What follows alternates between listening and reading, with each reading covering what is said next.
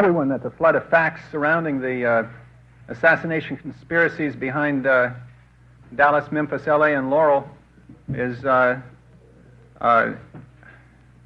like a storm of incomprehensible lightning in the world that we live in. It changes everything. It changes colors of familiar components of the political landscape.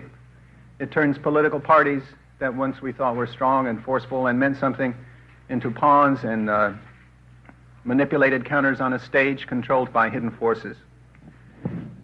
And the act of government itself is turned most fundamentally into an act of murder. The facts storming at us, sometimes after 10 years with that much delay, ask above all for a new comprehension, a new conception of the political world that we live in. The Yankee-cowboy theory that I'll try to describe the elements of now is an effort to provide an overarching framework within which it will be possible to understand the ultimate fundamental logic that's being worked out in Dallas and the other sites of major conspiracy over the past 10 or so years. In other words, what we in the ARB are trying to do is to confront the sort of diffuse, pervasive American illusion that things like Dallas happen because there are a few oddballs like Oswald, with a completely alternative theory. It doesn't deny accident, the new theory. It doesn't deny crossover and complexity. It doesn't deny ambiguity. And in certain respects, it even demands at least a moment of ambivalence, of indecision before certain basic questions. The Yankee-cowboy theory asks us not to go completely to the end of a certain line of analysis or interpretation in certain respects, notably in respect to the question, who done it, the question of tonight's panel.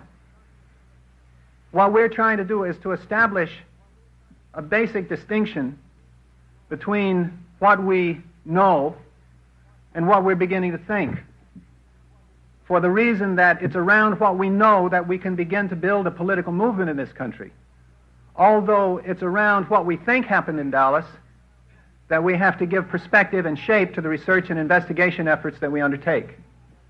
What we know is that the orthodox theory is wrong.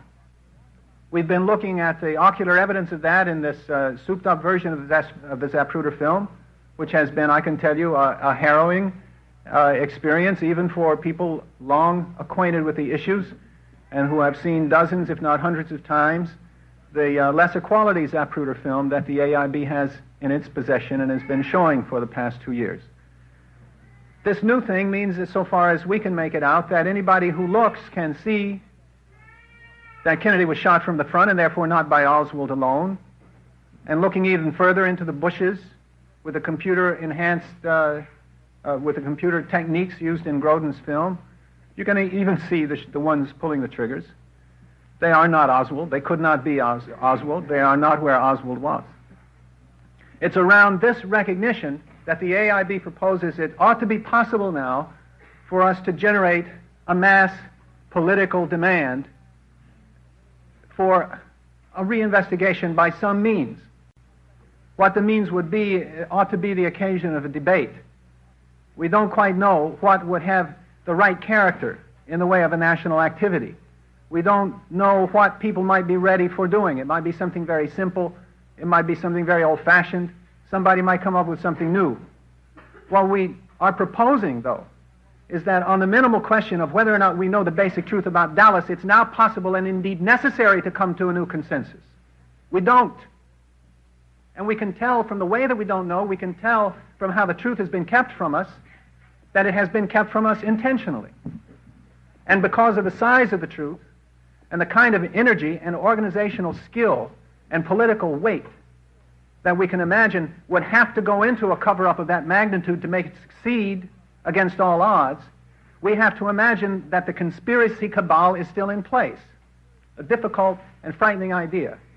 At least we have to imagine that people in high position are still disinterested 10 years after in looking at the evidence of Wallace and of the assassinations, the Dallas assassination notably, and coming to the indicated conclusion that we have to have a purge of the political system. It needn't be fiery or traumatic, although I don't imagine it could happen without being frightening in something like the same way Watergate was frightening, but it's clear that it would have to happen.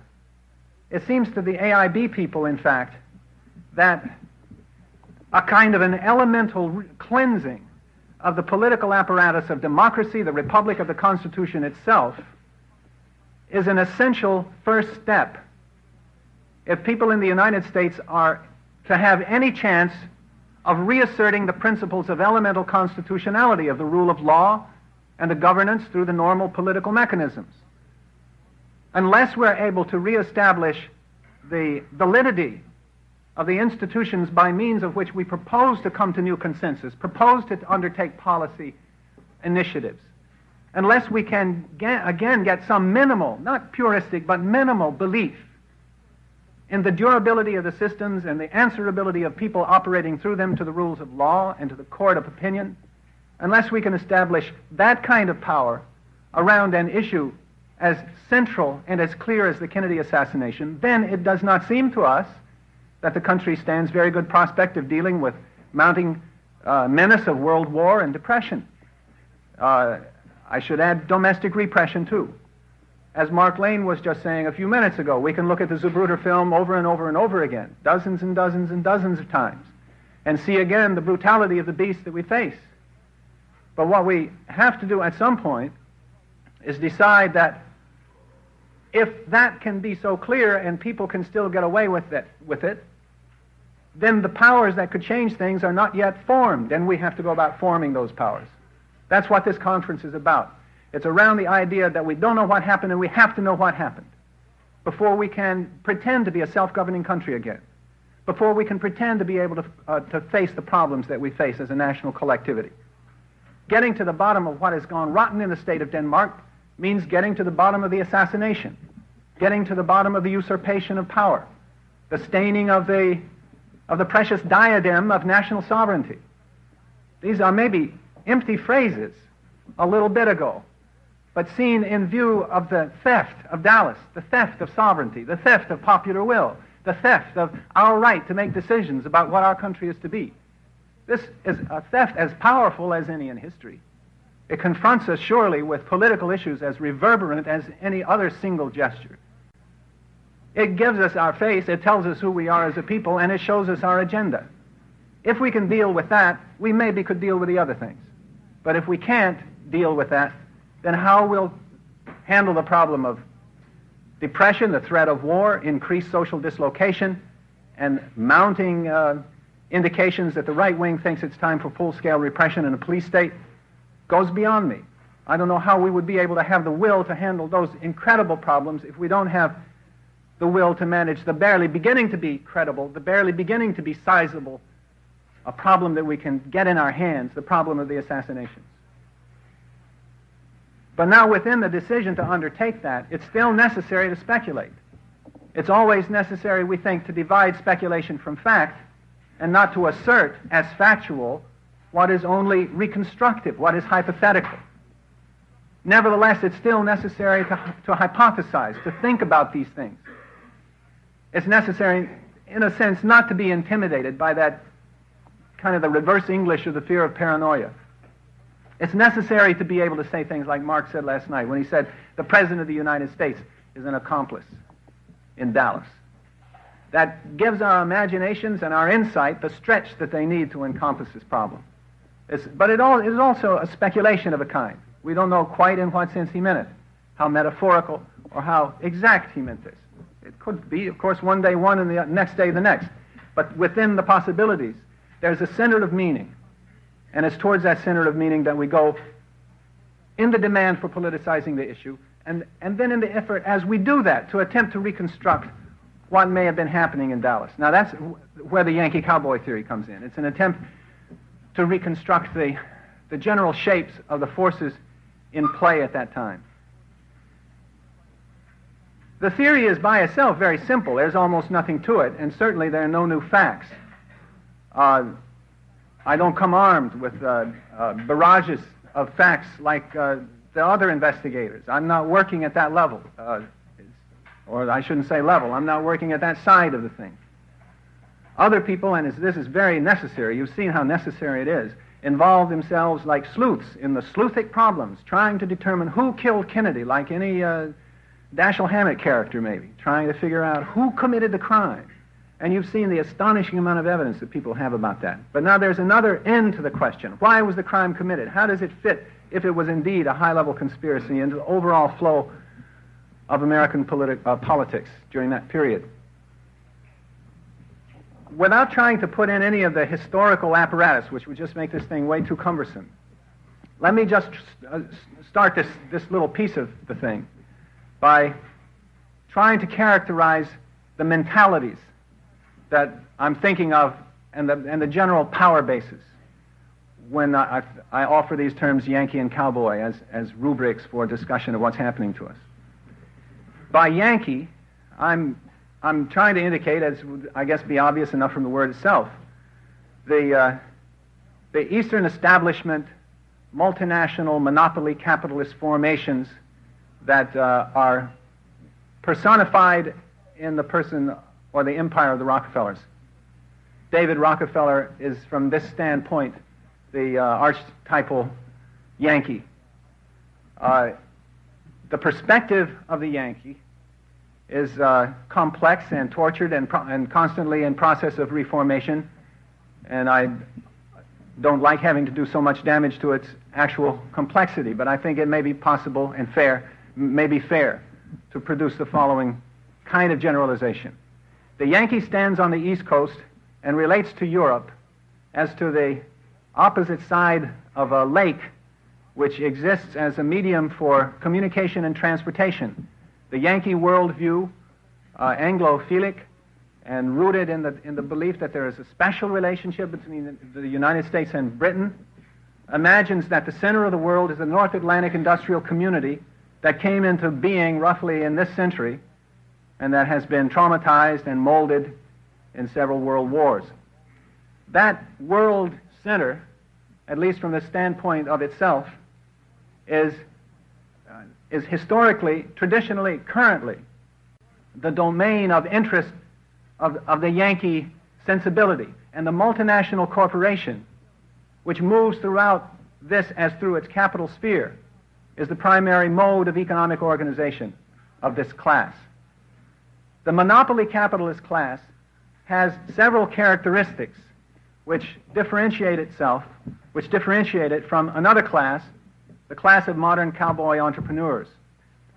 Entrepreneurial capitalism, cowboy capitalism, is the capitalism that grew up in the United States, particularly because the United States happened to grow up with a frontier that was constantly in motion. When Marx analyzed the 19th century societies and derived the basic conceptions of class that Marxists today still employ, he was operating with countries that basically had finished boundaries, top, bottom, left, and right.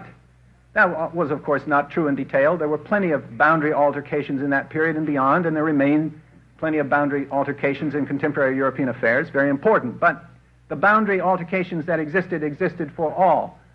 What was distinctive about the United States was that it had a boundary that no one else shared.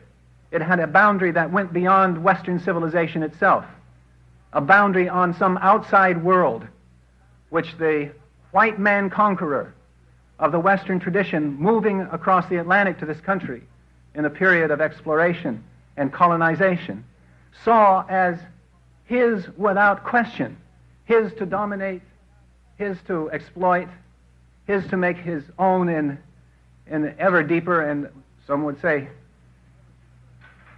more horrifying ways, as the whole spectacle of industrial civilization rolls over that mythic Indian past, which begins to seem to so many of us these days an infinitely preferable alternative. In any case, the movement of the frontier throughout the whole history of the United States meant that there was always an escape hatch, so to speak. There was always a way to avoid coming to conflict in the big cities over the issues that were therefore constantly suspended. There was always enough to go around so that the normal social adversaries that normally would be in conflict with one another sharply, as in Europe, producing today a viable socialist tradition, in this country turned to the West. All kinds of people went to the West, not just cowboys. Frontier Democrats are as important in this country's history, and so is populism, as the cowboy strain that I'm identifying in my particular use of the term today. But the cowboy is a figure that emerges in the West in the wake of the Civil War and the Reconstruction period, when the Yankees really able to establish for the first time their leadership over the federal executive as a result of the Civil War, ultimately were able to reincorporate what was becoming the cowboy base, the old slave base, the old base of the slave South, the Bourbonage, the guys who owned the slaves and got beat in the war and now didn't run the government anymore. They went on the other side of the Mississippi. They took fortunes with them as they were able to save them. It wasn't all just gone with the wind. A lot of people were able to move. A whole milieu begins to reconstitute itself in the 70s, 80s, the 90s. It's a point of research. It's something that needs to be gone into. I think there's an argument to be made for the view that the Confederacy forces actually begin to make a comeback at the expense of Reconstruction forces when the great Yankees, who had come into power as a result of the Civil War, to push their program of national industrialization, decided that they need to reconstitute some kind of military establishment to beat the Indians in the West. The Southern power begins to reestablish its hold over military institutions in the wars that followed the closing of the Reconstruction period and the dismantling of the reforms instituted by the abolitionists. I think it would be a mistake for me to try to tell the whole story of the United States in such simple terms. But the Civil War is a kind of an important moment for us to think about, if only because we might be in the threshold of another one. It seems in any case that the issues are somewhat similar. We know that the country in the beginning was ruled by a Southern power establishment, an elite, centered in Virginia. And we know that what this elite was basically interested in doing was supplying the kind of things that a colony supplies to a mother country. And in return, it got back from England the kind of things that a rich colonial elite is accustomed to getting back from a mother country. Raw materials went over, cotton, and what came back was the fruit of the British Industrial Revolution. That was consumed by the Southern gentry. In spite of their power, forces of industrialism were doomed to prevail, and finally, by the 1840s or the 50s, the rule of the Southern elite was being challenged by emerging Northern industrial interests, which wanted the tariffs to go higher against British industrial goods so that American industry would have a chance to protect itself and to get going. The Southerners didn't want that to happen, and so the dispute got very sharp. It was expressed in a number of ways, finally as the Civil War. In the Civil War, Lincoln not only maintains the integrity of the Union, he also asserts over the Union the hegemony of the federal government. There is to be one United States of America. It is to be run from one central federated government. There is not to be a confederacy. There is not to be secession. There is not to be what we might now call the balkanization of the North American continent, and some idea of equal citizen rights projected into that scene by the abolitionists. Subsequently becomes, for those of us who follow along, to be mystified, the whole meaning of the Civil War. So that most of us today, if we have any ideas, or that the casual opinion, I should say, the casual and ordinary opinion of the Civil War is that it was fought to free the slaves and bring about social equity. There was some of that. The abolitionists wanted that to happen. A lot of others did, and they fought for it. But we would have to say, looking at the consequences and the overall turn of that machinery, that the real base dynamic that brought the Civil War situation about, the clash, the confrontation, and the victory of the North, was the emergence of forces of industrial power in the North, and their need to go beyond the kind of program that Southern slave agrarianism was committed to.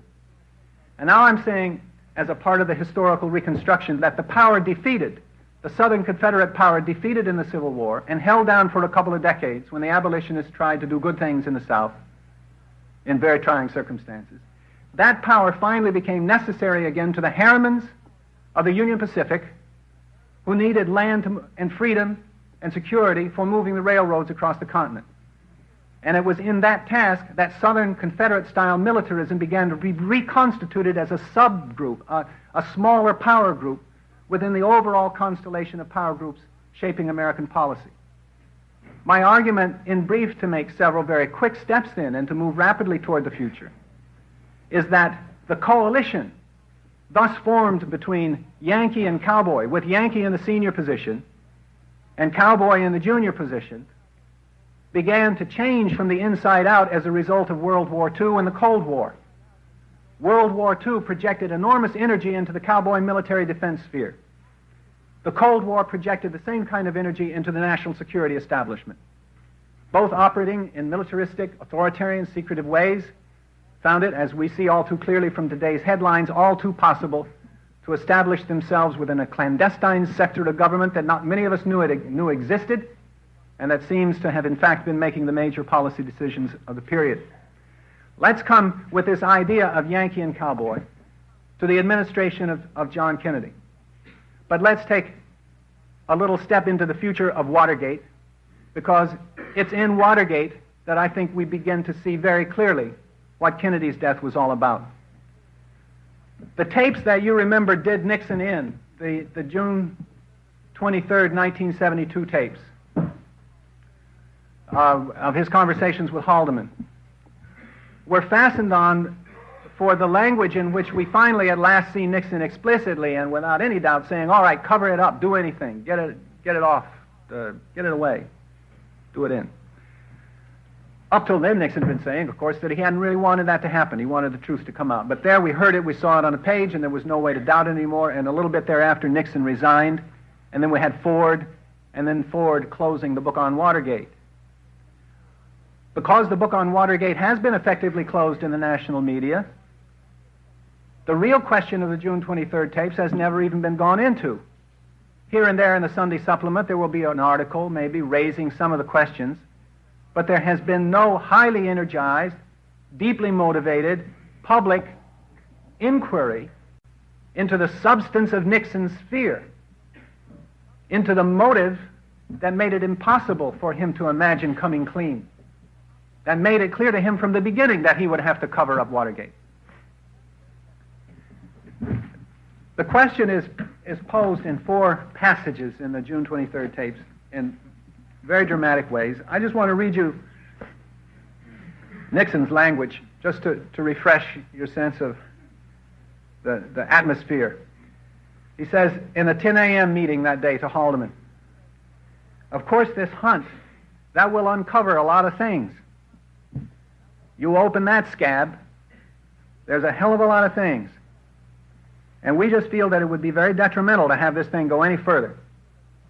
This involves these Cubans, Hunt, and a lot of hanky-panky that we have nothing to do with ourselves. Later in that same dialogue, Nixon again says to Haldeman, when you get in unintelligible people, say, look, the problem is that this will open the whole Bay of Pigs thing, and the president just feels that, without going into the details, don't lie to them to the extent to say there is no involvement, but just say this is a comedy of errors without getting into it. The president believes that it is going to open the whole Bay of Pigs thing up again. And because these people are plugging for unintelligible, and that they should call the FBI in, and unintelligible don't go any further in this case, period. 1 p.m. Nixon to Haldeman again. Okay, just postpone unintelligible. Just say unintelligible. Very bad to have this fellow Hunt. He knows too damn much if he was involved. You happen to know that? If it gets out that this is all involved, the Cuba thing would be a fiasco. It's an incredible piece of language. The Cuba thing would be a fiasco. The Cuba fiasco, of course, is the name of the Bay of Pigs invasion. It would make the CIA look bad. It's going to make Hunt look bad. And it is likely to blow the whole Bay of Pigs thing, which we think would be very unfortunate both for the FBI and for the country at this time, and for American foreign policy. Just tell him to lay off. Finally, the 2:20 meeting that day. Haldeman says, Gray, then head of the FBI, called Helms, CIA, and said, I think we've run right into the middle of a CIA covert operation. Nixon says, Gray said that? Haldeman says, yeah. And Unintelligible said, nothing we've done at this point. And Unintelligible says, well, it sure looks to me like it is unintelligible. And those things happen. And that was the end of that. Unintelligible. Here we go. The problem is, it tracks back to the Bay of Pigs. This is Haldeman. And it tracks back to some other. The leads run out to people who had no involvement in this except by contracts and connections. But it gets to areas that are liable to be realized. The whole problem, Unintelligible, Hunt. So at that point, he kind of got the picture. This is Haldeman rounding it out. He said, we'll be very happy to be helpful, Unintelligible. Handle anything you want. So those guys were scared too of whatever scared Nixon. Everybody would go along if the whole Bay of Pigs thing came out. Well, our question then is, what could the whole Bay of Pigs thing be? I think that we probably have to start it with the anniversary before it happened. The date that the Bay of Pigs would be invaded on in 1961. Rather, it's 2 years before, in 1959. April 19th, 1959, Castro came to the United States, had a big reception, and he had a talk with Nixon. Nixon decided, as he later wrote in some Reader's Digest pieces, that Castro was a communist and that wouldn't do. The reason why Castro wouldn't do ultimately was clarified. It had to do with the issue of the Lansky casinos that were being run in Havana. And this is a place where we hit a sort of an important side spur coming in, and it's Nixon's Cuba past. Maybe that's really where the whole Bay of Pigs thing starts.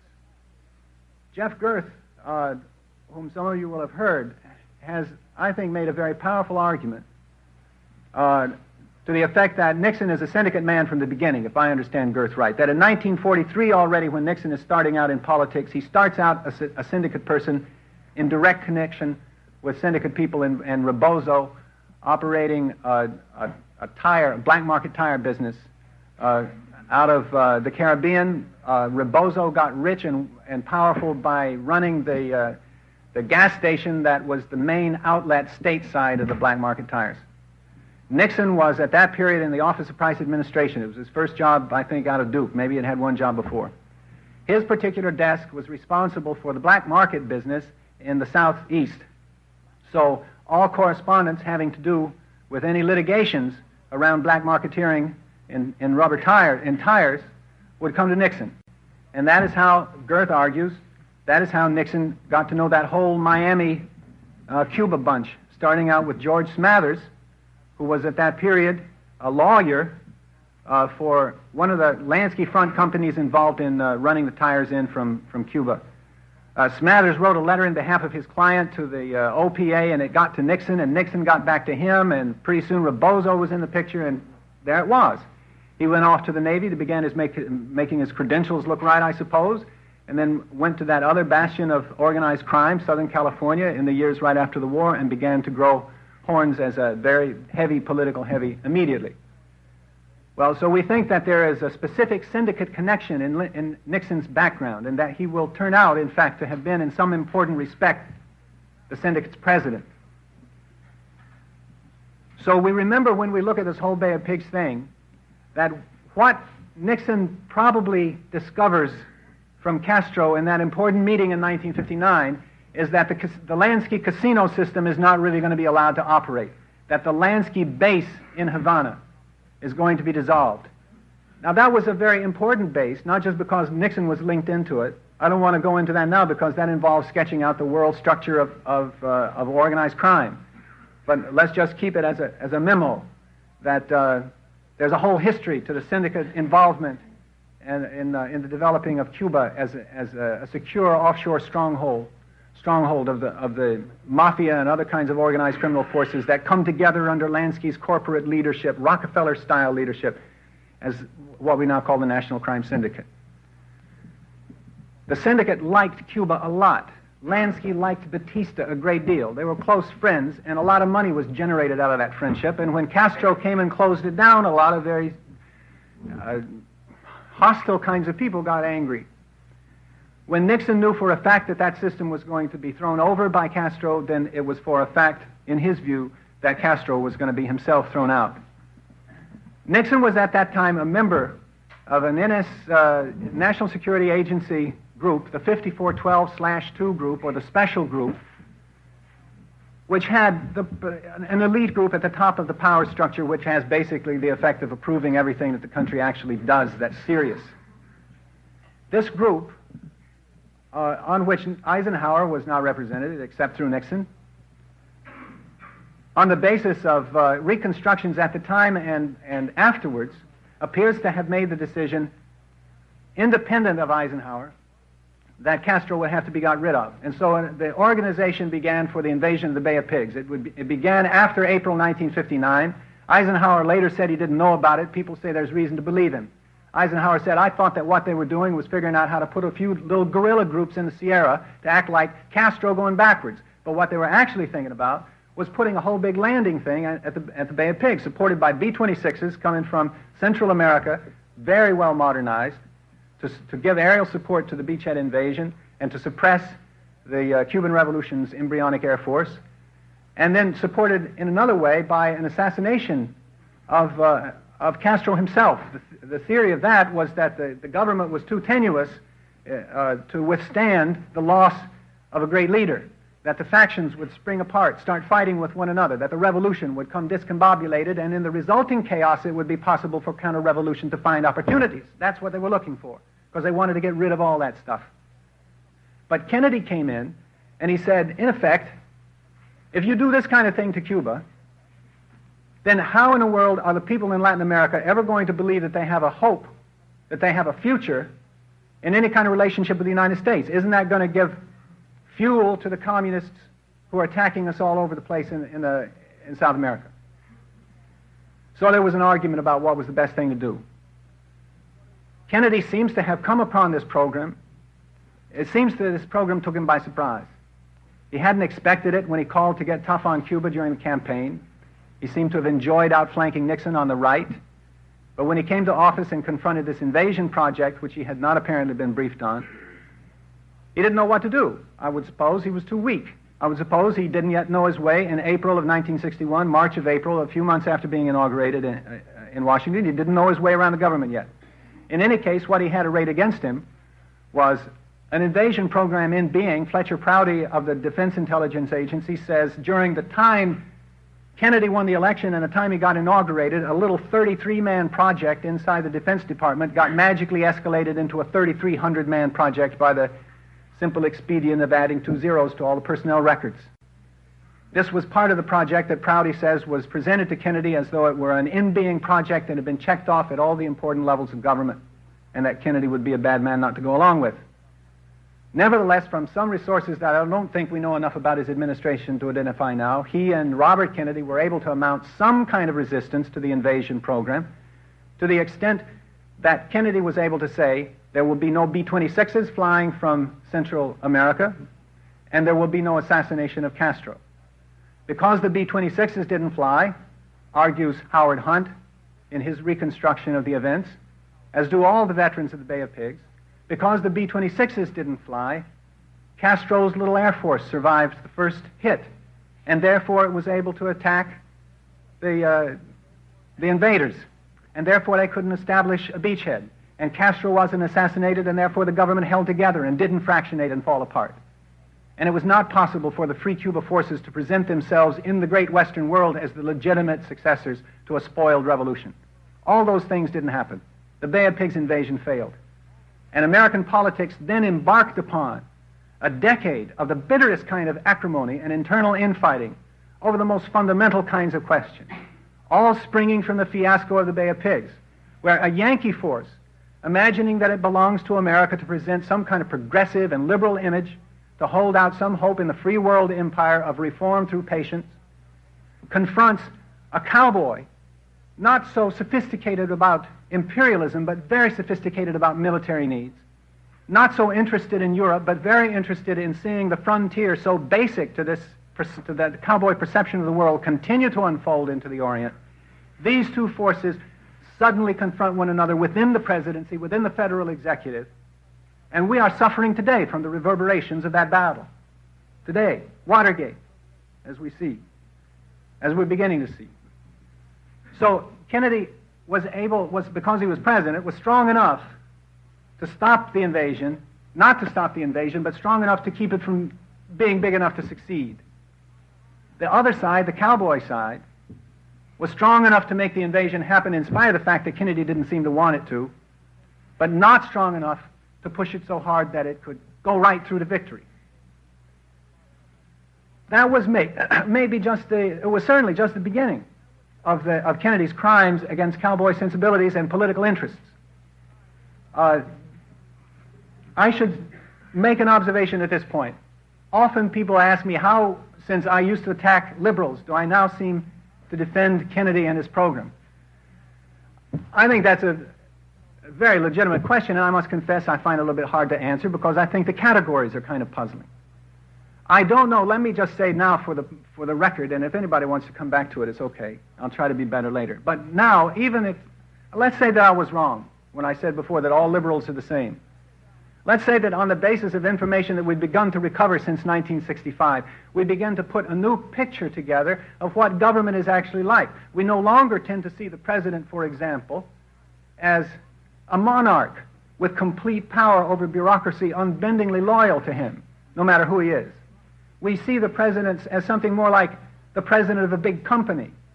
He has the same kind of problems, the president of the United States, that the president of a big company would have. There are problems of internal factionating. There are problems of coordinating the various parts of the bureaucracies. There are problems of keeping the party together. All these problems visit the head of the corporation, and they alike visit the head of the chief executive of the corporate state.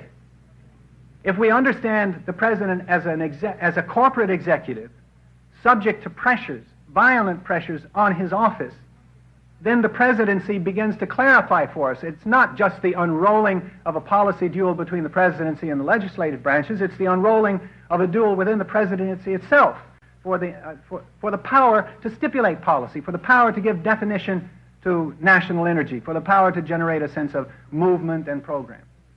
The struggle around the powers of the presidency is the definitive struggle of the 60s and so far into the 70s.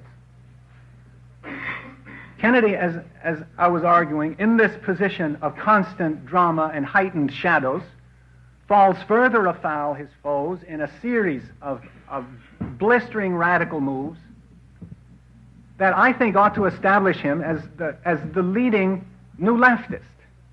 Not that he knew what he was about, not that he had a theoretical reconstruction of what was good, not that he was not a terrible elitist, not that he wasn't dependent totally on the peculiar kinds of power nourished in the Yankee establishment dominions, but that he had an instinct that American foreign policy was somehow at a position coming into the 60s where it needed to make an important new departure.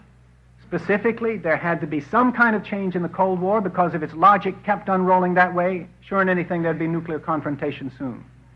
Therefore, the logic of disarmament and the SALT talks. There had to be some new kind of policy toward Latin America. Otherwise, the dispossessed and the wretched of that part of the earth, abandoning hope in the American system, would surely turn against us. Kennedy could tell that. It wasn't so much as a partisan of the dispossessed as someone trying to lead a system into rationality and coherence and durability that Kennedy moved as a monopoly capitalist with an Atlantic outlook to produce that kind of world that Woodrow Wilson wanted.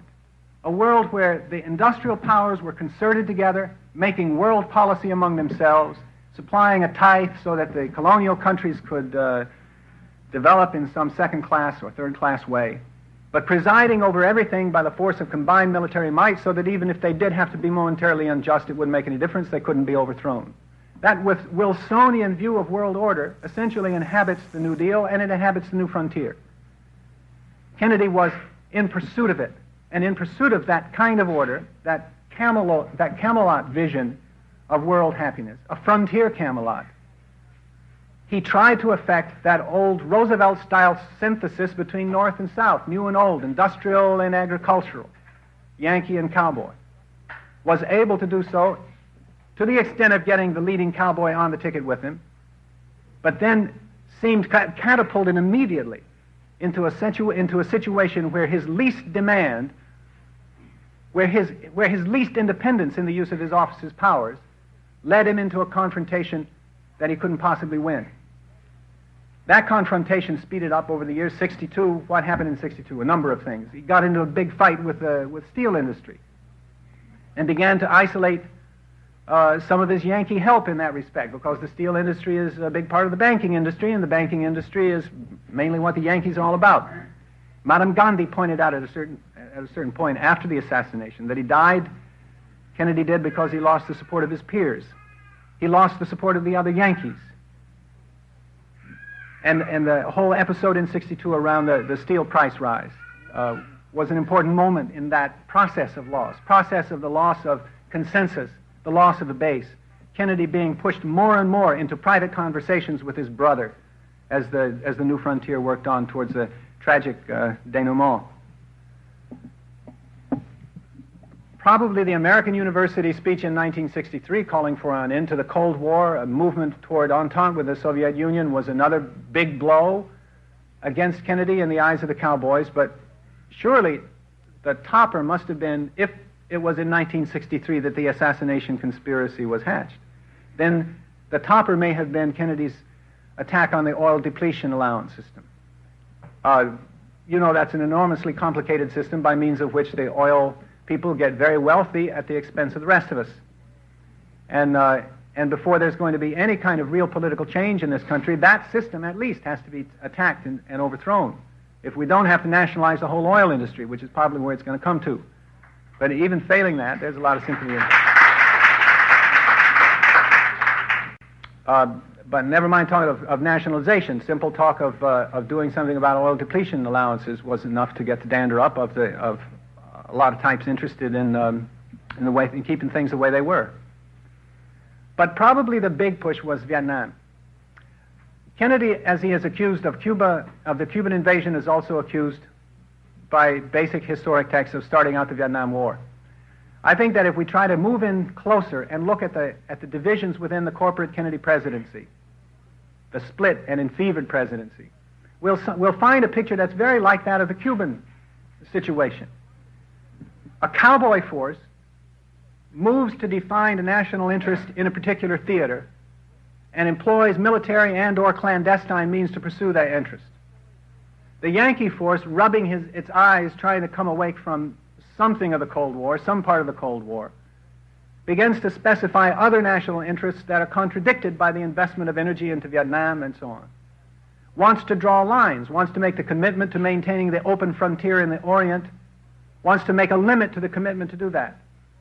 In other words, an Atlanticist like Kennedy would ask of any Vietnam policy how it redounded on European-American relations. And if it were good in itself but adversely affected those relations, that might be grounds itself for not following that policy. That is the heart and the essence of the Yankee perspective, that it sees America linked to West Europe, to the Western democracies, and above all, fights to preserve those relationships. Now, if those relationships are impeached by some definition of national objectives requiring us to invest inordinate amounts of our available national productive energy in other theaters and in other kinds of crusades, then America is in fundamental trouble even if she is able to win a power position in Southeast Asia. So the criticism that began to develop in the ruling classes about the war in Vietnam began to develop around a consciousness of what frustration in that war was doing to the privileged relationships and what persistence in frustration was doing in the way of producing internal social dislocations. Kennedy, nevertheless, was a Cold Warrior, and he had some responsibility to his own right wing, to the right wing of the Yankee establishment, not to go too far, or to try to explain himself as to what he wanted. He thought maybe a little investment of clandestinism could do, coupled with some nation building. He sent the first 16,000 so-called advisors over, and in that respect, from a technical standpoint, as well as a political standpoint, started the flow, started the flow that culminated in the incredible Johnson escalations and the Nixon secret air war. But the interesting thing about those 16,000 is that they seem to have been sent with return trip tickets, unlike the others. In other words, there were preconditions set on their commitment to the area. Just as Kennedy seems to have been saying in Cuba, if the victory could be achieved without the B-26s and the assassination, well, I can't stop you from trying it. He says in Vietnam, if South Vietnam can be preserved in the free world by the investment of a lot of technical and military aid and a few thousand advisors, all right, I'm not strong enough to keep you from doing it. In any case, the whole issue may have had to have been bartered in the context of the whole emerging power struggle between Nixon or Kennedy and his enemies. In any case, in September of 1963, Kennedy is saying at press conferences that it's their war. American boys can't be expected to do that. There's limits to what we're going to spend. In October, he says, all right, we're going to bring the first 1,000 troops back. The reports coming from McNamara and the others are that, wow, we've almost won. It'll be just a minute. Senator Aiken's program may have been about to have been implemented. Remember, Aiken said the way to handle the war thing is to say, we've won it and we're coming home. We'll have a victory celebration. Kennedy, in effect, was saying that is cost conditional, this commitment. Now is the time to come home. The Pentagon didn't like that, and so Kennedy made the Pentagon say that it was going along. In October, a Pentagon general appeared on the steps of the White House or someplace, and he made a public announcement to the effect that there were going to be 1,000 troop withdrawals in December. But the big barrier to a peace in Vietnam on that basis would have been the Diem family, do you remember? The Diem family badly did not want to make any kind of peace with communists. Madame, I'm saying Diem, am I not? Madame Diem corrected that impression later. I don't know about that. She says, yes, they were, and it was some bad people that wiped them out, that the Diem family would have negotiated with the Viet Cong. But until we get that straight, we have to assume that that was a barrier, and that must have had something to do with the removal of the Diem family on November 1st of 1963. Out of a Bangkok exile, pre-groomed for just this role, came the regime of General Big Min. And the distinctive thing about Big Min, as a Time magazine cover story told us, it was printed right away in middle of November. It was the issue out, I think, when Kennedy was killed. The thing about Min was that he wasn't afraid of negotiating with the NLF. So he was coming into power on a specific program of trying to negotiate some kind of new relationship with the Viet Cong. The Vietnam War, for one little moment, was about not to take place, at least not to take place in the form in which it happened. Then there was Dallas. The day after Dallas, Johnson signed National Security Agency Memorandum 278, a classified document which people who have seen it say reverses the Kennedy policy of de-escalation and secretly and officially installs the Johnson policy of big strategic war to maintain the American position in Vietnam. Now, Johnson had to win the election. He kept it down. He kept it quiet. He came off as the peace candidate in the 64 elections against Goldwater, just another cowboy. It says something about the power of assassination. When you hit the right guy, you take over the whole apparatus at once. You have the Democratic Party. You have the Republican Party. You can stage the whole thing. If you want a warrior to come across as a peacenik, you put a worse warrior against him, and you make him look good. A technique basic to Nixon's political history, by the way, from the very beginning. Well, there is where we find the liberal failure at that point, in those middle years. But let's not go into that. There's where the liberal failure is, I think. The failure of the liberals to come to accounts with the indications of Dallas and to let the cover story go by without trying to fight it. That seems to me the real shame of liberalism in that period. And being shamefaced, how could liberalism fight against the coming of the war in Vietnam? Committed to the crazy idea that Johnson was just Kennedy, only better because he also was right-wing as well as left-wing. The liberals just went along with the Great Society pap, not understanding that all Johnson was doing domestically in this highly touted program of social reform was just extending the suffrage system available to his party, actually gutting what little there was of the welfare state, not building it out, just holding the idea of welfarism up to ridicule, holding the very idea of social progress up to shame. If that's what progress was, Johnson, if that's what a liberal program was, the Great Society, it was shameful. But the liberals were going along with it. They weren't raising questions in those days. They're not even raising very many today, but it was worse then. That doesn't mean, though, I think that it doesn't mean that the power struggle ended.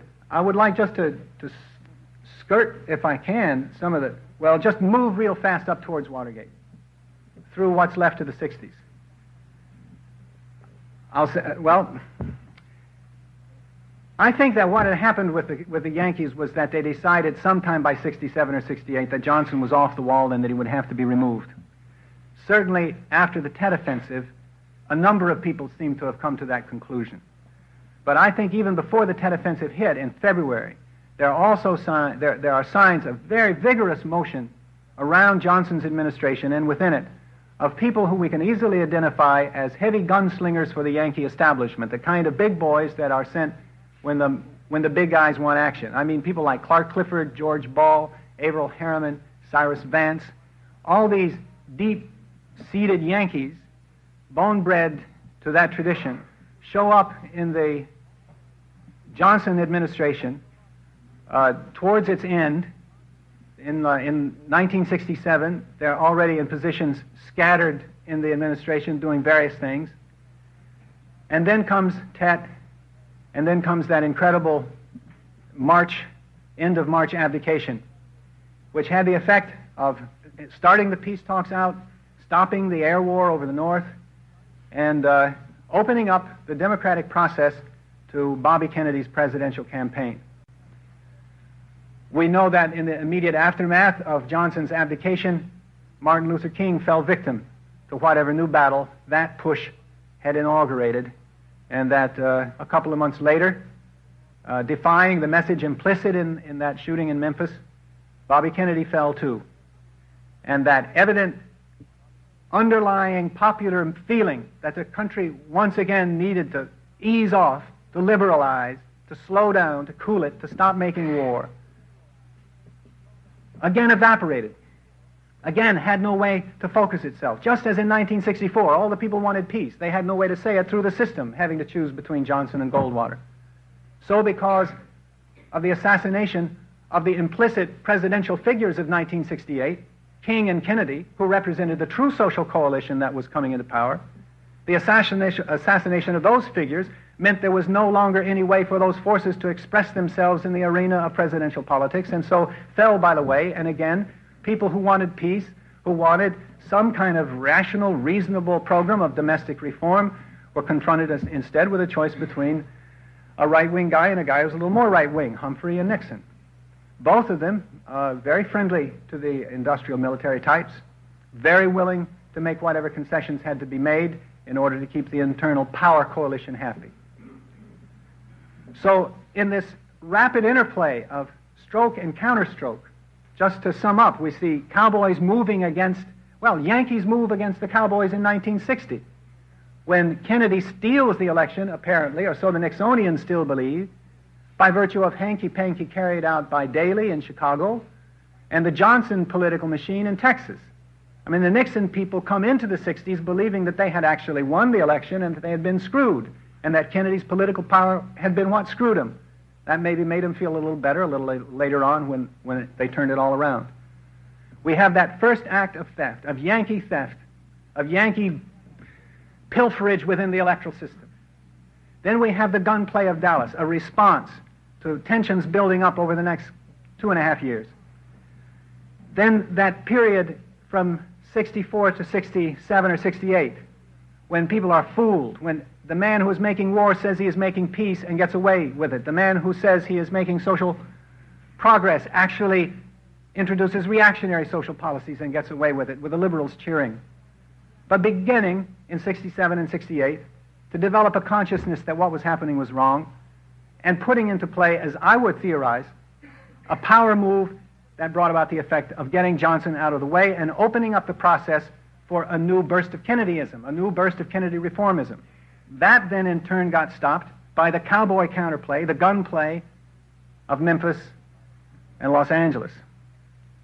And we were on our way into Nixon's time, We people who wanted peace. We were on our way into the secret air war now because he was too ashamed to let us know what he was doing. He knew that we didn't want him to do it.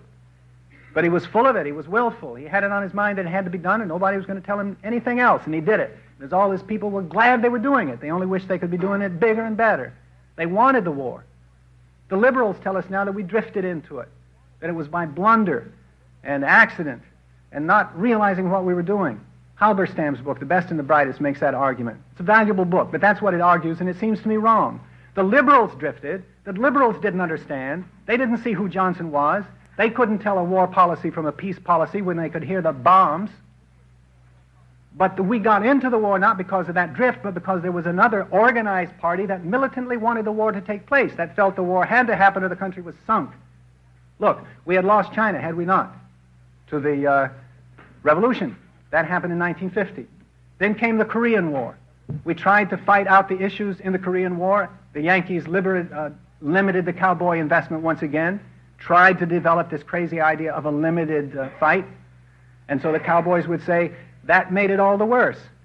China bad, China plus the Korean War still worse. Now we come to Vietnam. How many times is this issue going to have to be fought out in the East? How many times is the United States going to have to go out with her cruisers, her fleet, her soldiers, her aircraft, and say to the world, we are moving west because that's the American way? That's the cowboy image, that the frontier that started this country has to continue it, otherwise the country is going to have to change in fundamental ways inside.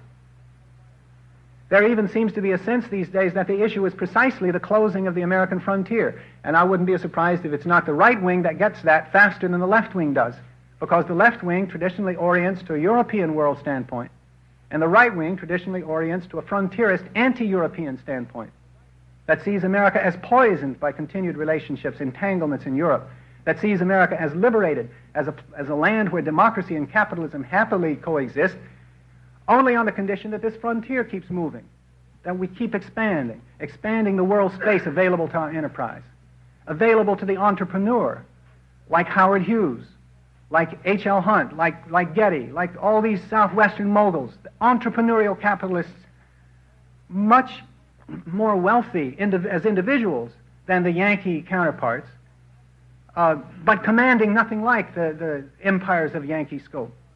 Howard Hughes, for example, people say is worth $3 or $4 billion. Compared to that, David Rockefeller is piker. A few $100 million is all he's worth. But the empire that Hughes sits on ends with him, with that $4 billion. The empire that David Rockefeller sits on goes to $400 billion, maybe. Who knows, really? But at least in this kind of stepwise disparity of relationships, we can get a sense of the interstices in which the cowboy-Yankee gunplay or conflict takes place. We have an individual cowboy like Hughes with enormous personal leverage up against a highly institutionalized power center like the Rockefeller, in which individuals don't have that much room for maneuver. And the main job of captaincy is to keep the whole vast link-up of institutions moving together in some rational way. Hughes, for example, doesn't have that problem. He's an entrepreneur, not a monopolist. The frontier made it possible for entrepreneurs to get rich to the tune of $4 billion because the frontier space constantly recreated the situation in which entrepreneurial styles of individual initiative capitalism flourish. Following behind were the railroads, the Harrimans, the Yankees. They would come after and assimilate these small personal empires into larger empires, would provide modern-style rationalization, technological, administrative, and the rest. The cowboys would keep moving away from them, out into new, clear wilderness, out into land that nobody lives in, because the Indians aren't people. The Hawaiians aren't people at a certain point. The Filipinos aren't people at another point. At another point, the Chinese aren't, and then come the turn of the Koreans not to be people, and the Vietnamese not to be people. These Reds are like the Redskins of the old days. They perform the same service. They bow down to our genocidal needs. They give us space, and they give us also the sense of righteousness, of using opportunities made for us, manifest as our destiny in all kinds of signs. But now that very process, whatever one is to make of it, was coming in for fundamental challenge in the victory of the Chinese Revolution, which is probably the real meaning of this century, closes the door once and for all on the movement of Western culture into dominant relationships over Eastern cultures. That is really what's behind Korea. Our effort in the Korean War was to keep that door open somehow by maintaining a place. We could outweight the Chinese monstrosity. Then that failed. It broke out in Vietnam. We had to fight it all over again. How many times would it have to be fought? How many exasperations would a cowboy mind have to endure? The bombings were visited upon Southeast Asia, not out of some awful, impenetrable psychological problem that Nixon had. Those bombings were carried out because of the political configuration at the moment as the people who ran the country saw it. They moved to fight the war because they wanted it, not because they drifted or stumbled. The cowboys wanted the war because they believed that without America's maintaining her position, that kind of position on an open-door world east, then the traditional ways were all going to have to be changed. And maybe they were right. Maybe when that frontier closes, the traditional ways are going to have to be changed, and maybe that's precisely the kind of question that's confronting us. Here I'm at Watergate. I want to explain Watergate as a Yankee-cowboy power struggle in this line, another episode among the other episodes. But I think that I shouldn't talk a lot longer in monologue. In 1970, Nixon went to the CIA, to Helms, and he said, "We think that the new left, or the anti-war people and the civil rights people, are subversives. We think that they are linked to foreign powers, that they are getting money and advice probably from Cubans and North Vietnamese, and that they ought to be declared outlaw, and we ought to clamp down on that thing. Besides, there's been a lot of violence and bombings, and the Weatherman thing is happening, and so on." So Nixon goes to the CIA, and he says, "Will you not agree with the FBI that the new left is a nuisance, a taint, a burden, and we should get rid of it because it comes from outside? It's a really dupes of a foreign power." The CIA apparently studied the matter.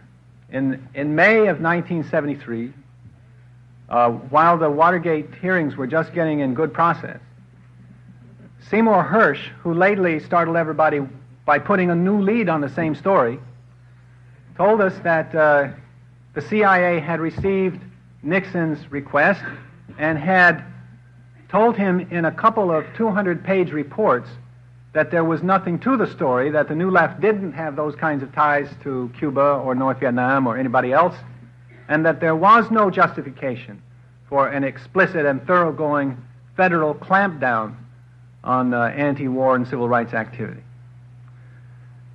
Now, the reason I say that Hersh just wrote that story again when he came with a new lead just now, a few days or weeks ago, is that you couldn't read that story, the 1973 story, at all carefully or curiously without realizing that if the CIA was able to say to Nixon that the New Left was clean, then perforce the CIA had to be doing intelligence activity within the New Left. That, incidentally, not so incidentally, may be that part of the part of the CIA that's being attacked now by these new rounds of disclosures. When we come in on the CIA, in the parenthesis, we now have to be very careful about our resolutions. In other words, when we were resolving the CIA from a long way off, it was just clandestinism, our word for spookiness and bad things happening to our government. We got a little bit closer. We saw that the CIA stood politically off in discernible respects as over against the Defense Intelligence Agency, or the IRS spooks, or the narcs, or the FBI certainly, or a variety of other intelligence activities functioning in this clandestine sphere. We could tell the CIA, or at least we thought we could, apart from the others.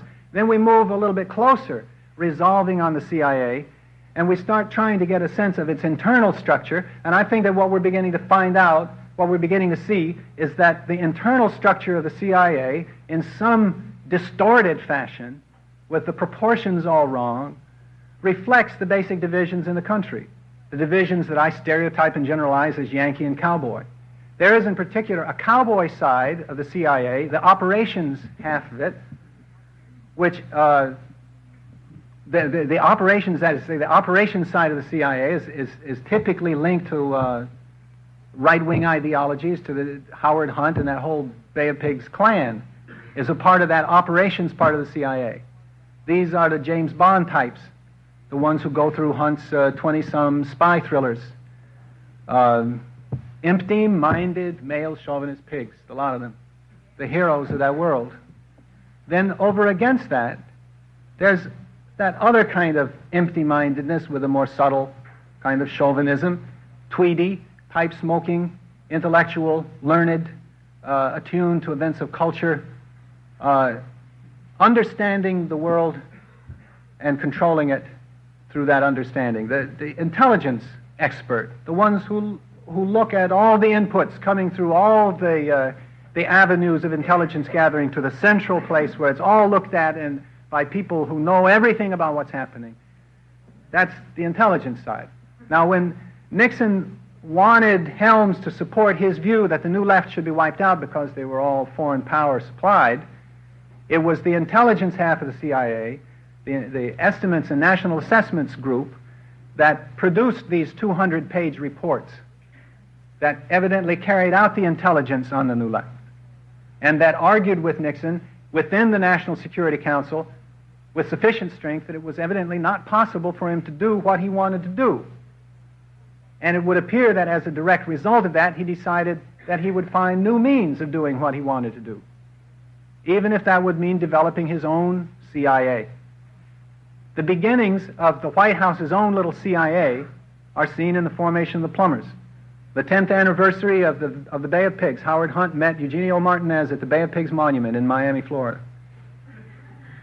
And that's when this whole thing started to unroll. As a direct result of a conflict within the administration, within the presidency, over the question, is the left to be suffered or is it to be wiped out? Why Nixon wanted to wipe out the left, why he wanted a mandate from the National Security Council to do this, I think we have to speculate about at a still further degree of speculation. Some people like Fletcher Prouty are making, at least privately, the argument that the Nixon people were prepared to believe that there was no alternative short of war and that it would just have to be got on with, and people who couldn't stand it would have to be taken care of for the period in which it would be happening. It may have been in order to bring his secret war out of the closet and show us to it all, to show it to us that he was preparing to lock up those who would get squeamish or who would tend to protest about it or who were tapped into the kinds of organizations that could actually move and change the political situation. In any case, he didn't get what he wanted the way he wanted to get it, so he started trying to get it some other way. And that gave rise to the White House Plumbers, which gave rise in itself to a certain alarm in the CIA. I would think in the Helms intelligence part of the CIA, but I'm not trying to characterize Helms as a hero of the New Left. In fact, this is another one of those places where an attempt at a novel exposition begins to look like a piece of special pleading. I'm not a part of anything that these people are about. Their elitism just seems to me the big thing that's wrong with them, and there's nothing good after that that's good enough to make up for it. The elitism just wipes them out. There's no talk of coordinating one's activities with a Yankee or with the intelligence side of the CIA. Not at all. But there is, rather, an attempt to understand the conflicts that divide them, because through these conflicts, sometimes the veils are torn, and we can see through the illusions, we can see into the heart of darkness, Nixon's darkness, we can see what's really happening. So we study these conflicts because we need to know exactly what are the dynamics operating within a government in some large way. That tells us something about what opportunities ordinary people have for seizing the initiative and defining the issues in their own way. At the moment, we can say, a plague on all these houses. It's clandestinism itself that we're out to rid this country's politics of liberal or conservative persuasion, all of it, because it's all of it bad. All of it against the Constitution, all of it against the democracy, all of it against the Republic, and it all has to go. But at this particular moment, it would be, I think, wrong to be charmed by the purity of one's commitments into blindness about the fights that are actually taking place at the centers of power.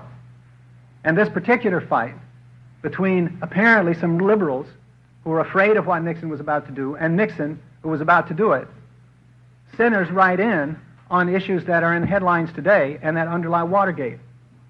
The formation of the plumbers arises from Nixon's attempt to establish a uniform policy on a key question without having a consensus to support it. That is to say, he's doing what Kennedy was doing. He's going too far at the time of Watergate. He's creating the mechanisms of domestic repression that cannot be accepted by his foes, even if they are not immediately aimed against his foes, but rather are aimed against the dissenters, the movement, because his foes, being foxy, worldly wise people, understand very well enough that the instruments of torture invented to service one need can as well be used to service another, and that people who fall into the role of bystander one day, tomorrow, can be participant victim. The secret police force that Nixon could establish, he could use for whatever he wanted to use, not just to get the left. Witness the Howard Hughes adventure that the plumbers almost had, an enticing episode that I think we should probably not linger on. But there's the Howard Hughes thing. We really do need to talk about the Howard Hughes thing. Let me try the Hughes thing. Let me try to talk about the November 1970 coup in the Howard Hughes empire, another main source of Watergate. Right. Better than in others, although lots of others are possible. You could talk about the wreck of the Penn Central as another paradigmatic moment in the struggles of Yankee and Cowboy. Hughes and Rockefeller are interesting especially because in extra sharp and vivid ways they embody these forces of monopoly versus modern entrepreneurialism, which I've been trying to describe. The Hughes story, I'll never begin to do this right because it's very broad and novelistic and interesting. I just want to try to get a few of the essentials so that the curve of it will seem right. Hughes in the 20s and the 30s, in the early part of this country's this century's industrialization, understands with the power of a prophet sometimes the indications of industrial development over the next decade, sees in particular the importance of transoceanic communications, and among many other projects gets involved in the effort to build the 747 in effect. It's too early, he doesn't have the metallurgy, he doesn't have the engines, and people laugh at it and call it the spruce goose. But Hughes knew that there were going to have to be such things. Partly he knew that because he saw America emerging as a world empire and knew that we were going to be confronted on all sides with problems that we would have to take care of by sending troops all over the place. We only had a few troops because we were, as a population, smaller than the other people in the world.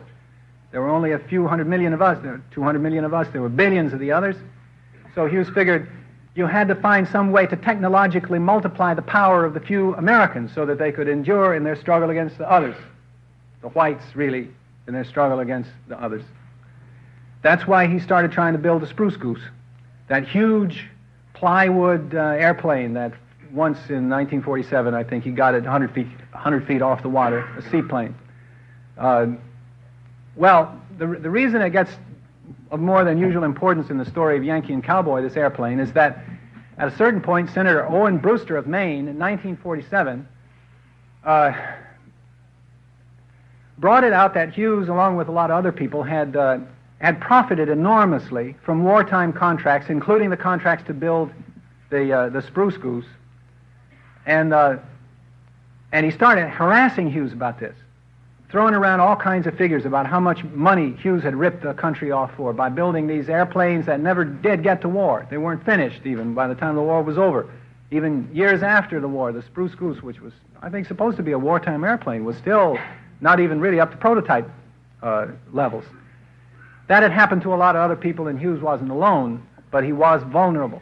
And Senator Brewster started attacking him publicly for it, and finally was able to bring him before a Senate investigating committee with a lot of reporters and a lot of lights turned on. Hughes didn't want to go. He has never wanted to be in public about anything. Well, during that period, he was a kind of a public man. But this begins the time when he sours against public appearances.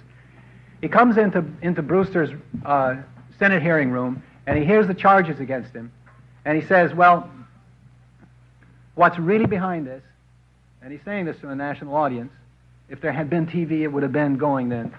He says, what Brewster is really doing is trying to coerce me into throwing TWA into a relationship with the Rockefeller powers that they have been trying to get me to join in with for a long time, and the only thing it means is that they're trying to get this airline away from me, TWA airline. And Brewster would not be calling me, he says, into this thing today if it weren't for that. Because 2 weeks ago, Brewster came to me and he said, these hearings don't have to take place if you will just go along with the Juan Trippi plan on TWA. Now, what was that? At the end of World War II, the Yankee custodians of the European Reconstruction made a basic decision that the airlines of the European countries would be cartelized. That is to say, each country would have one overseas airline, not internally, the overseas airlines. And they wanted to form an American counterpart.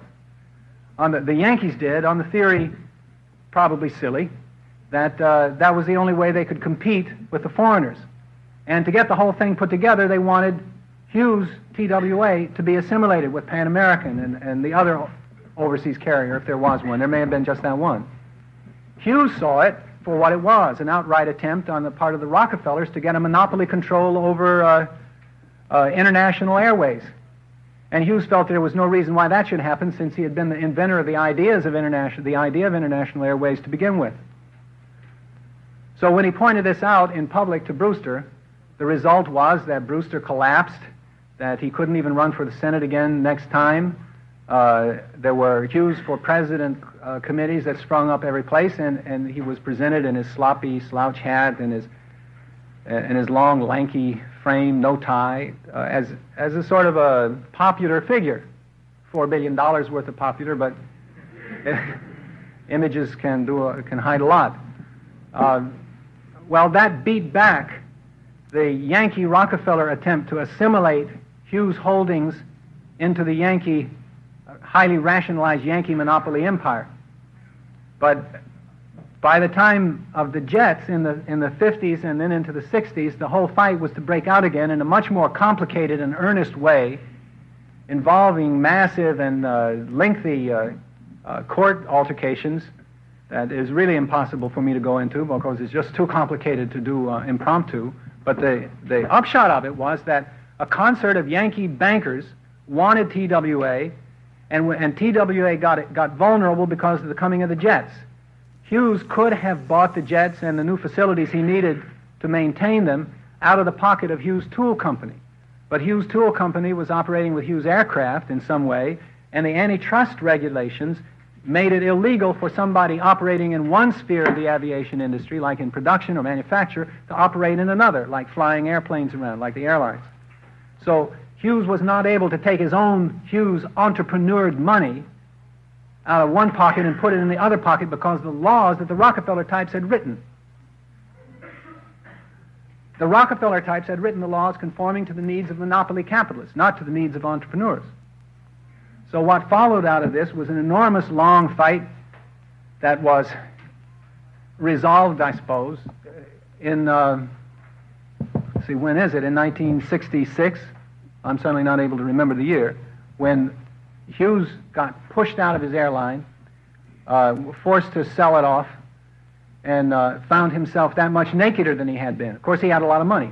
I think some enormous check was written for his shares of TWA. $486 million comes to my mind.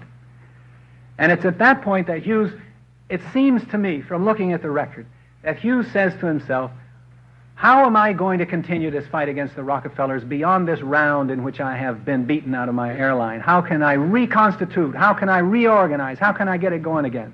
Can I build up another industrial empire? He comes to Boston to think it through. It's 1966. It was quite a scene. It lasted a few months. All our brave reporter types were banging at the doors and going through the walls with fire hatchets trying to get a picture of the elusive Hughes. They weren't able to do it. but he gradually, at the center of this chaos, which constantly swirls around him as he becomes a more and more secretive person, he makes the decision that he can't rebuild his industrial empire. He can't start from the beginning again with a technology as with the oil stuff or the airplane. He has to start with something that's already there. He has to buy an empire already essentially built. And he decides that the empire he wants is Meyer Lansky's. And he sits in Boston debating, is he going to go to the Bahamas with his $486 million, or is he going to go to Las Vegas? He thought for a while, says Robert Mayhew, his main officer in the campaign to create a new empire.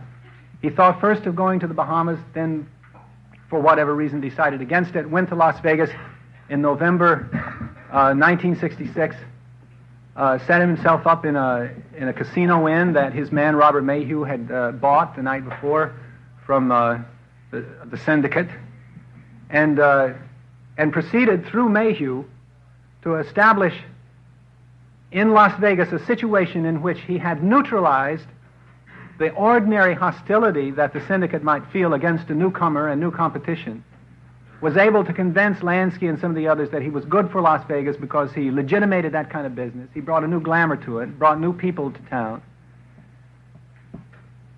And he proceeded for a period of 4 years through Mayhew, up through November 1972, to build up on the base of this gradually acquired casino and hotel industry, a political empire that linked him into all the important politicians of the region and a lot of others besides, and one of them was Dick Nixon.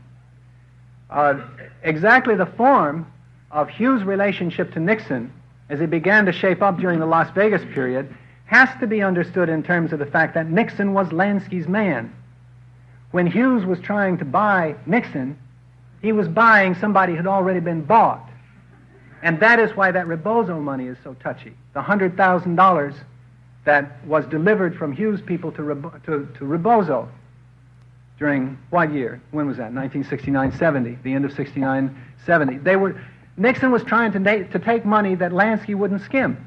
It seems Lansky was giving, or Hughes was giving some money that Lansky wouldn't know about. The reason they had so much trouble with it, the reason Rebozo couldn't hide it, was that he couldn't use any of the ordinary hiding places, which all belonged to the Lansky system. That money couldn't be entered into that laundry. Otherwise, it would be discovered by the people that Nixon and Hughes were trying to apparently keep it secret from. That's a way out speculation on my part, but I tell you, looking at all the evidence, I can't figure out why else they're so touchy about the Rebozo money when $150,000 other dollars goes very freely to Nixon during that time from in the overland route. It's that underhanded money that's buying special dark time privileges that created all the curiosity and the fuss. Anyway, I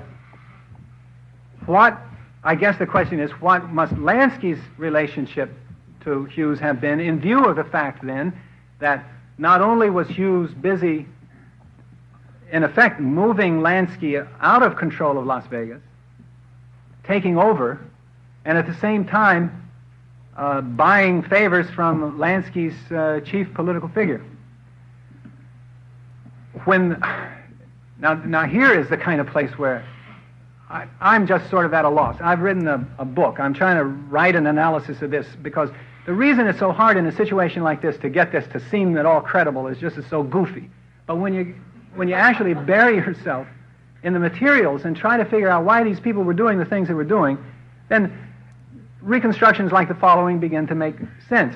It seems that while Hughes was ripping Lansky people off by taking over Las Vegas and buying into the Nixon Corporation, Lansky at the same time, through a man by the name of John Meyer, had attached himself up under to the Hughes apparatus and was operating a rip-off around fraudulent silver mines and worthless land claims that netted the Lansky people some $10 million over the 4 years that Hughes was in town. So that, even though that Lansky could see in certain respects that he was losing ground, he also, you might say, had compensation for it that Hughes didn't know about.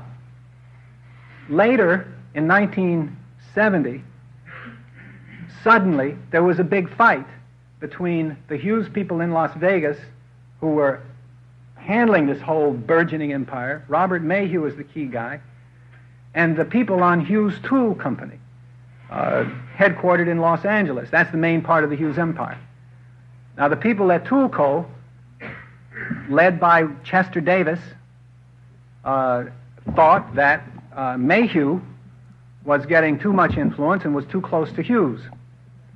And in a very complicated and very wild event that takes place on Thanksgiving Eve in Las Vegas in 1970, a whole lot of weird types, Chester Davis, the Tool Co. board of directors, secret police forces like Intertel, and others converge on the Mayhew Citadel in Las Vegas, and the next thing Mayhew knows, he's out. Tool Co. people have asserted their control over the Hughes Nevada operations, and from that time on, Mayhew is looking for a job. It's at that point, in the middle of the night, that Hughes mysteriously disappears from his penthouse command suite at the Desert Inn, and presumably goes, or is said to go, to the Britannia Beach Hotel in the Bahamas, a hotel which we know was controlled completely by syndicate interests. As Mayhew said, why, if Hughes suddenly was going to leave town, suddenly, without saying a word of it to me, his intimate telephone companion at least for 4 years, why would he go? That's because nobody saw Hughes, except a handful of the Mormon mafia, so-called. The Mormons figure in this too, but please, that is a whole other can of soup. Mayhew raised a simple question: why would Hughes fly to the citadel of his enemy 4 and more years if he had to escape from me? Why would he do that? Well, it seems that if Hughes actually did that, and he's not, like Mae Brussel says, already dead and is nothing but a disembodied voice, a legal fiction being maintained for reasons of the empire, the Hughes empire, is a total possibility. But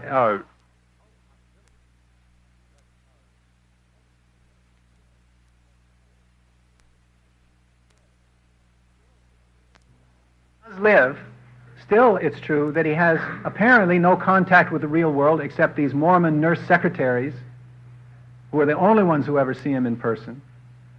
And what would he know of the world except what they told him? Well, they told him that he was getting ripped off.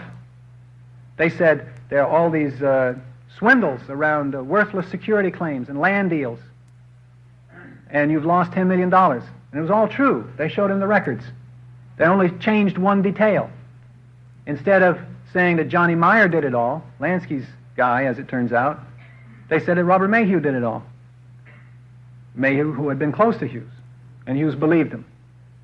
Maybe because there were so many influential people telling him. Stephen Golden, for example, a real close guy to Richard Nixon from a long time back, a secret service guy who had got close to Nixon in the 1950s when Nixon was VP, who had then come back into the Nixon thing, and who was Nixon's man in the Bahamas. Steve Golden was in that little expedition party that took Hughes away from Las Vegas and reinstalled him at the center of Lansky's power base in the Bahamas. A power base that, by the way, to link up one strand, had been created as a direct result of the loss of the Cuban base.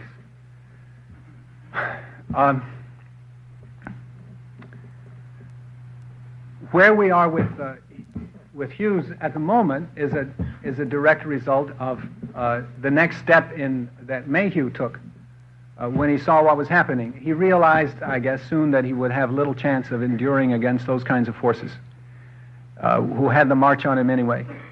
But what he could do was prepare to secure himself a little safety zone.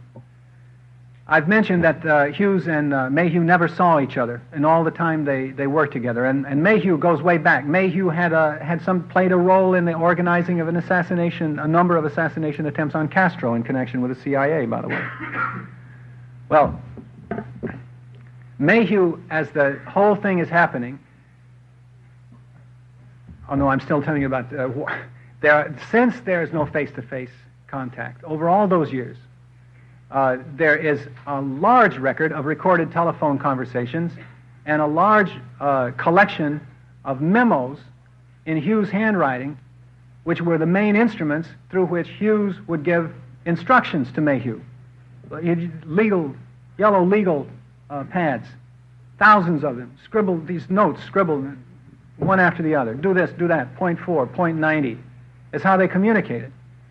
Well, these things had been stored in some kind of place, and when Mayhew saw that he was about to get removed, he did what you and I would do. He got as many of these documents bearing on all aspects of his relationship to Hughes, on all the various themes that he had undertaken to elaborate for Hughes, and he stashed them.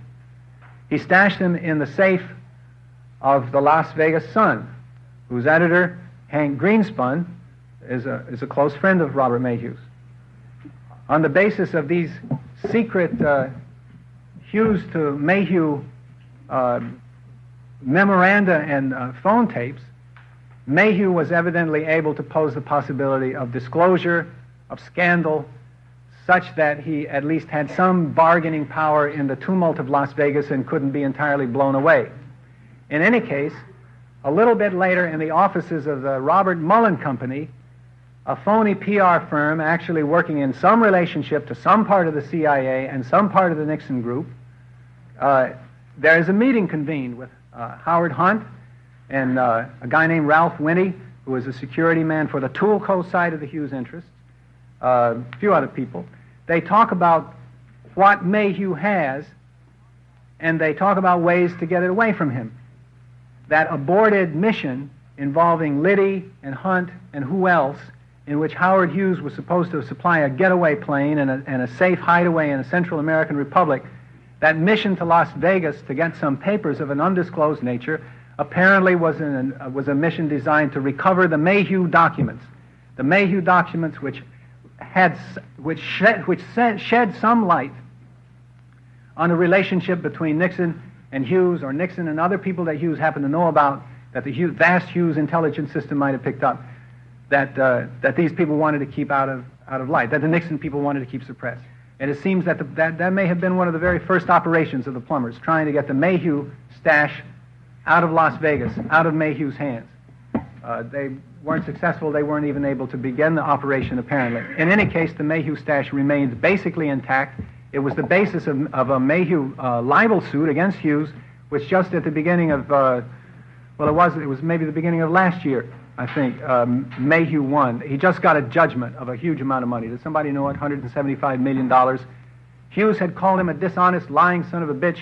He stole me blind, and he said it in a telephone interview that arose over the Clifford Irving controversy, which, believe it or not, also seems to be involved in all this stuff, because what Clifford Irving is about seems to be the power struggle. What he does, this book that he tried to write, that he did a great job of writing, is conceived in the immediate aftermath of the Thanksgiving coup in the Hughes Empire, November 1970. Well, in a telephone interview arising out of the Irving controversy, the voice of Hughes is heard to say, Mayhew is a dishonest, lying son of a bitch, he stole me blind. Now, what Hughes is thinking about when he says that is what Johnny Meyer had done to him, which he thought Mayhew had done. Well, Mayhew said that is libelous, I didn't do anything like what he said, and I'm going to take it to court. He did. These documents were the main basis of his case. He won it, and he was just given a very big settlement. Where that stands now, who knows? Who will go back and pick up the pieces and begin to put the story together again? Whatever was the relationship between Hughes and Nixon, it was something that the Nixon people were dramatically afraid of. There is even that argument that the whole Watergate expedition arises in the first place because of Nixon's feeling that he had to know what the Democrats might have learned about Nixon and Hughes through Larry O'Brien's relationship with Robert Mayhew, which developed in the immediate aftermath of the shooting of Bobby Kennedy. Bobby Kennedy had not been dead 2 weeks before one of Hughes' memos to Mayhew says, make contact with the Kennedy organization. Tell them not to do anything until they hear from me. Let me make a first offer. O'Brien at least was interested. Several others appear to have come over to Hughes and to have done some kind of work linked into the Mayhew side of the organization before the coup. Now, what could O'Brien have learned about Nixon and Hughes in that relationship? That seems to have been the fear gnawing at the vitals of CREEP when it decides to send its best and brightest to find out what is being said over those telephones. They think of going to Las Vegas. They organize to think of going to Las Vegas to get the Mayhew papers. They go into the DNC to find out about Hughes, what the Democrats knew. In the back of their mind certainly was the scandal about Hughes and Nixon that came out just at the 11th hour in the 1960 campaign, where it turned out that, well, there was a scandal that implicated the two of them together, and a lot of people say that the few votes that it cost Hughes, or cost Nixon, led to his losing the election. So maybe the Nixon people had a feeling they were about to see the same thing. Once again, a Hughes scandal was going to break on the eve of a triumph, and 1972 would turn out to be 1960 all over again. And they didn't want it to happen, and they were afraid that it would. Why? Because of something having to do with a Hughes-Nixon relationship. We can imagine that it goes to the heart of the conflict within and around the Hughes empire in November 1970. We can imagine that it links in such facts as Mayhew's previous role operating with the CIA in attempts to coordinate with the mafia, John Roselli of the syndicate, assassination attempts on the life of Castro. How it all comes together at the end is, I guess, as simple, it seems to me, as the other stuff is complicated. It's just that the forces operating in this country, stimulated by the larger world circumstances that have developed over the past 40, 30, maybe 50 years, have produced an atmosphere and a technological capability for clandestine operations that has grown and grown and grown and grown. The perception that this is with us, though, is not altogether new, and I mean to say that even though we may feel that we are the first ones to understand how deep clandestinism has gone with us, maybe we tend to think that we are the first ones to see that things like conspiracy, assassination, cabals really do come together and really do bump off presidents and really do get away with it and come back to get away with some more. We may think that we're the first to see that, but, you know, it's not true. And as we come to developing this kind of consciousness, the state to which our self-government has fallen, I think it may be some reassurance to us that our forefathers, the bicentennial types, were into the same trip.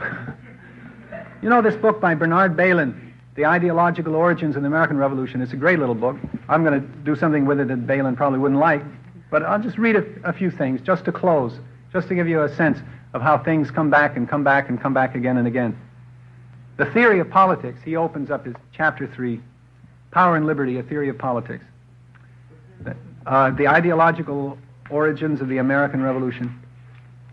The theory of politics that emerges from the political literature of the pre-revolutionary year, 1775, our year, 200 years ago. The theory of politics that emerges from the political literature of the pre-revolutionary year rests on the belief that what lay behind every political scene, the ultimate explanation of every political controversy, was the disposition of power. That already makes us contemporary with Jefferson, because that's what we're trying to talk about, the disposition of power. It's not really conspiracy theory. It's 1,000 times not paranoia. It's the decision to try to study power as it is, to see how it configures itself, how the coalitions come and go, what makes them tick, what makes them fall apart. The acuteness of the colonist sense of this problem is, for the 20th century reader, one of the most striking things to be found in this 18th century literature. It serves to link the revolutionary generation to our own in the most intimate way.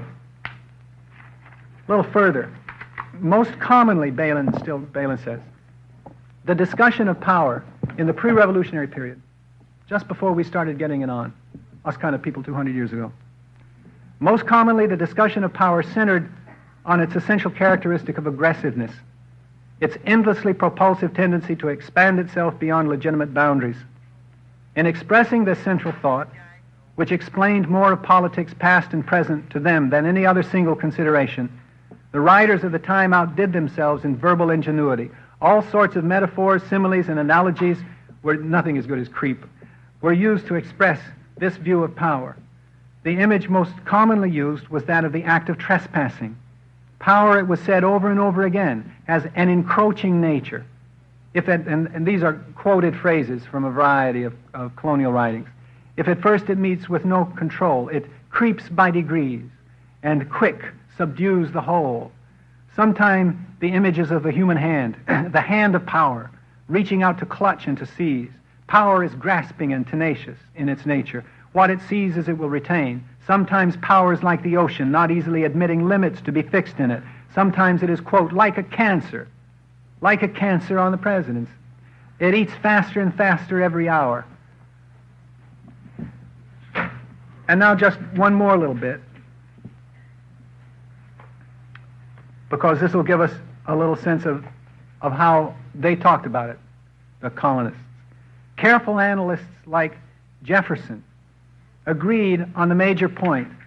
In one of the most closely reasoned of the pamphlets of 1774, Jefferson stated unambiguously that though, quote, single acts of tyranny may be ascribed to the accidental opinion of a day, a series of oppressions begun at a distinguished period and pursued unalterably through every change of ministers, too plainly prove a deliberate and systematical plan of reducing us to slavery. I couldn't imagine a better summary.